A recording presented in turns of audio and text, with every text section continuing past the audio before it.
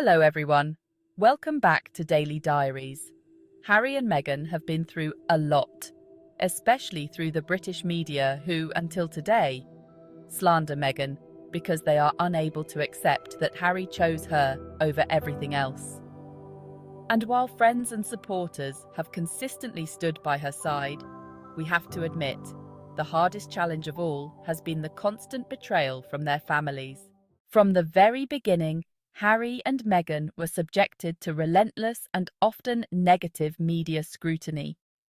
The royal institution, which should have been their first line of defence, failed to support and protect them, hence allowing false and harmful stories to proliferate, painting Meghan as a villain and Harry as a misguided prince.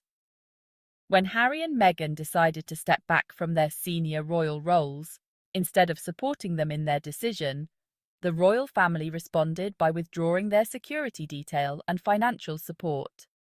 This abrupt decision left Harry and Meghan feeling vulnerable and unprotected. And that's not all. Meghan faced numerous bullying allegations, which were part of a smear campaign against her. These accusations were not adequately addressed or investigated by the royal family.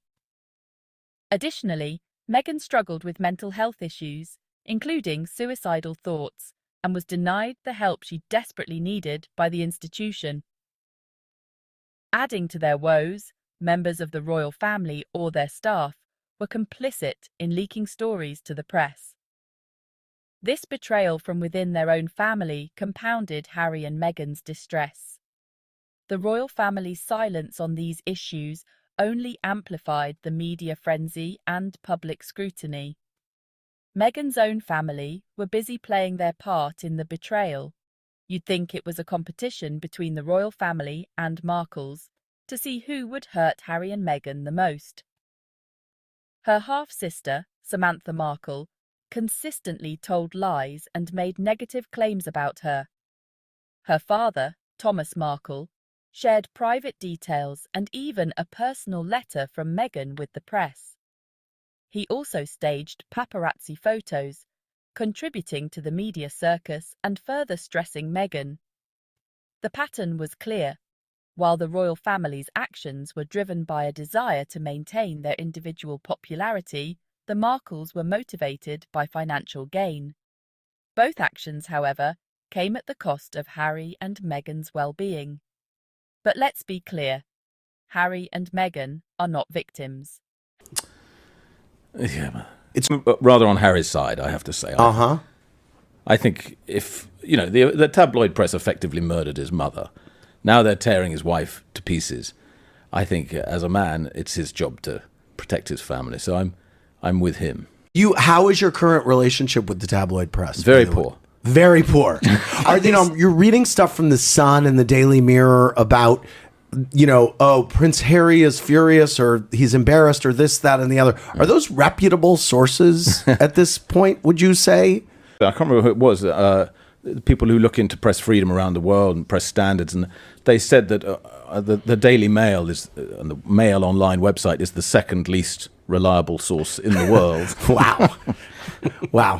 So the answer is no. Right. And when they say in those articles, a close friend says, or a palace insider, yes, there's no such person. Right. They're all entirely invented. Right. Harry are individuals who had the courage to choose their freedom and peace of mind over the demands and betrayals of their selfish families. By stepping away from all they had ever known, they sought a new life where they could prioritize their well-being and that of their kids. In this new chapter, Harry and Meghan found support from strangers who sheltered them and defended them against the British media.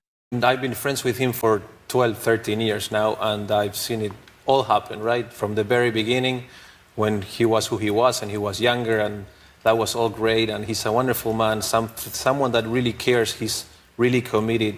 He really cares. He cares about children. He cares about making the world a better place. Then he found Meghan, who is an incredible girl. You met her. She's amazing. She gave up all of the things that she had to marry this man that she loves, which is great. And people think of it like, oh, how easy it is to, for you, girl, to go marry this guy.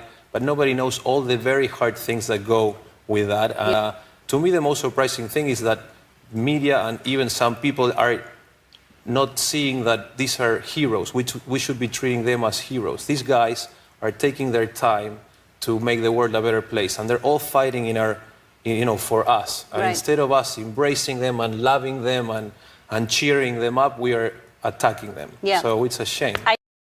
This support, something they never received from the royal family or the Markles, became their new family. Harry and Meghan have remained committed to serving others.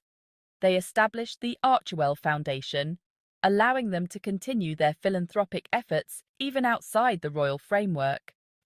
While the media tried to discredit their work, prominent figures and, dare I say, strangers, like the governor of California, stood up for them, something that once again neither of their blood families have ever done for them. I'm here at a behavioral health site, a mental health site, Archewell Foundation, run by Meghan Markle and Prince Harry, do extraordinary work, particularly women and girls, but notably around mental health.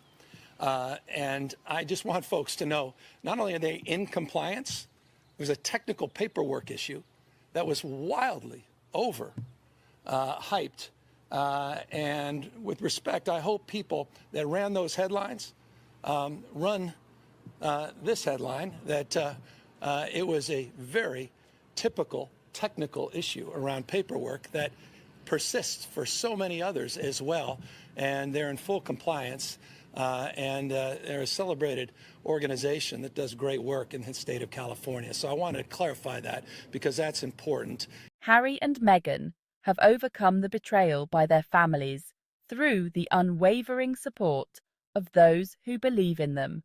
He's the nicest person ever. And I actually, the one thing that bothers me the most right now for Meghan is the fact that I know she would love to act again. Last night of working, and I said, Meghan, your life is going to change and you're going to be in a bubble, but just always remember, no matter what, I'm your friend. You have lots of friends. We're always thinking about you. We'll always be there for you. And, no matter where you are, always know you have a friend in me. The controversy and the life living in the public eye always takes on a life of its own. And it's almost one of those things that sometimes you can't control. And then the suggestion I make to her in public, in interviews like this, is always rely on your love. You love this man, you love your 2 children. Do what's best for all of you, and let that be your guiding light and your North Star. They are not victims. They are resilient individuals dedicated to making a positive impact on the world. Thank you for watching, and don't forget to like, comment, and subscribe for more insights into Harry and Meghan's journey. Until next time, stay strong and stay kind.